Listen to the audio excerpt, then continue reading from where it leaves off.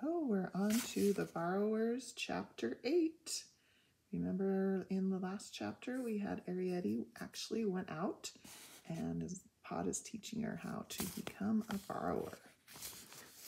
Let's see what happens. Chapter 8. The step was warm but very steep. If I got down onto the path, Arrietty thought, I might not get up again. So for some moments she sat quietly. After a while, she noticed the shoe scraper. Arrietty, called Pod softly. Where have you got to? I just climbed down the shoe scraper, she called back. He came along and looked down at her from the top of the step. That's all right, he said after a moment's stare, but never climb down anything that isn't fixed like. Supposing one of them came along and moved the shoe scraper, where would you be then? How would you get up again? It's heavy to move, said Arrietty. Maybe, said Pod, but it's movable. See what I mean? There's rules, my lass. You've got to learn. This path, Arrietty said, goes round the house, and the bank does too. Well, said Pod, what of it? Arrietty rubbed one red kid shoe on a round stone. It's my grating, she explained. I was thinking that my grating must be just around the corner. My grating looks out on this bank. Your grating, exclaimed Pod. Since when has it been your grating? I was thinking, Arrietty went on, suppose I just went round the corner and called through the grating to Mother. No, said Pod, we're not going to have none of that. Not going around corners. Then, went on Arrietty, she'd see I was all right like. Well, said Pod, and then he half smiled. Go quickly then and call. I'll watch for you here. Not loud, mind. Arrietty ran. The stones in the path were firmly bedded, and her light, soft shoes hardly seemed to touch them. How glorious it was to run! You could never run under the floor. You walked, you stooped, you crawled, but you never ran. Arrietty nearly ran past the grating. She saw it just in time after she turned the corner. Yes, there it was, close to the ground, embedded deeply in the old wall of the house. There was moss below it in a spreading greenish stain. Arrietty ran up to it. Mother, she called, her nose against the iron grill. Mother! She waited quietly, and after a moment she called again. At the third call, Homily came. Her hair was coming down, and she carried, as though it were the screw lid of a pickle jar filled with soapy water.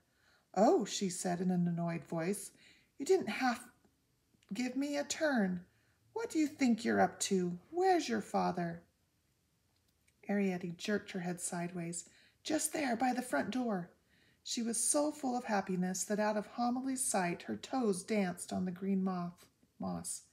Here she was on the other side of the grating. Here she was at last on the outside looking in. Yes, said Homily. They opened that door like that the first day of spring. Well, she went on briskly, you run back to your father and tell him, if the morning room door happens to be open, that I wouldn't say no to a bit of red blotting paper. Mind, out of the way now, while I throw the water. That's what grows the moss, thought Arrietty, as she stepped back to her father. All the water we empty through the grating? Pod looked relieved when he saw her, but frowned at the message. How's she expect me to climb that desk without me pin? Blotting paper's a curtain and chair job, and she should know it. Come on now, up with you. Let me stay down, pleaded Arrietty, just a bit longer, just till you finish. They're all out, except her. Mother said so. She'd say anything, grumbled Pod, when she wants something quick. How does she know she won't take it into her head to get out of that bed of hers and come downstairs with a stick?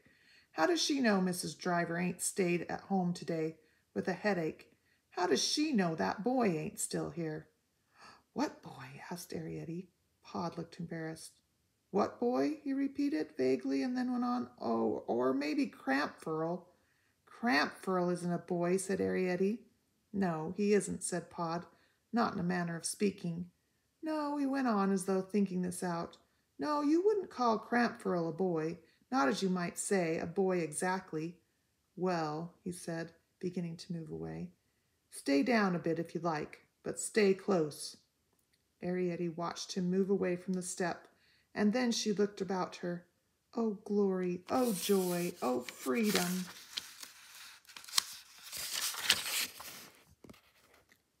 The sunlight, the grasses, the soft moving air, and halfway up the bank, where it curved round the corner, a flowering cherry tree. Below it on the path lay a stain of pinkish petals, and at the tree's foot, pale as butter, a nest of primroses. Arrietty threw a cautious glance toward the front door step, and then, light and dancy in her soft red shoes, she ran toward the petals. They were curved like shells and rocked as she touched them. She gathered several up and laid them one inside the other, up and up, like a card castle. Then she spilled them. Pod came again to the top of the step and looked along the path. Don't you go far, he said after a moment. Seeing his lips move, she smiled back at him. She was too far already to hear the words. A greenish beetle, shining in the sunlight, came toward her across the stones. She laid her fingers lightly on its shell, and it stood still, waiting and watchful, and when she moved her hand, the beetle went swiftly on. An ant came hurrying in a busy zigzag. She danced in front of it to tease it, and put out her foot. It stared at her, nonplussed, waving its antennae. Then, pettishly, as though put out, it swerved away. 2 birds came down, quarreling shrilly, into the grass below the tree. One flew away, but Arrietty could see the other among the moving grass stems above her on the slope. Cautiously, she moved toward the bank and climbed a little nervously in among the green blades. As she parted them gently with her bare hands, drops of water plopped on her skirt, and she felt the red shoes become damp.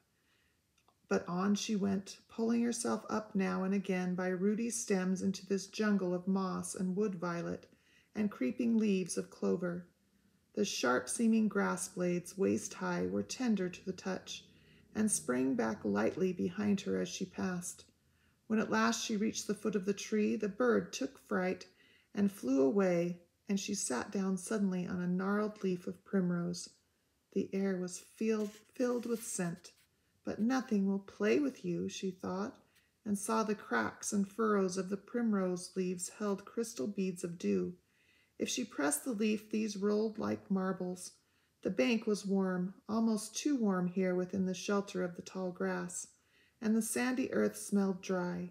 Standing up, she picked a primrose. The pink stalk felt tender and living in her hands, and was covered with silvery hairs, and when she held the flower, like a parasol, between her eyes and the sky, she saw the sun's pale light through the veined petals. On a piece of bark she found a woodlouse, and she struck it lightly with her swaying flower. It curled immediately and became a ball, bumping softly away downhill, in amongst the grass roots. But she knew about woodlice. There were plenty of them at home under the floor. Homily always scolded her if she played with them because she said they smelled of old knives. She lay back among the stalks of the primroses, and they made a coolness between her and the sun. And then, sighing, she turned her head and looked sideways up the bank among the grass stems. Startled, she caught her breath. Something had moved above her on the bank. Something had glittered. Arrietty stared. I wonder what she saw. We will find out in the next chapter. Have a great day. Bye.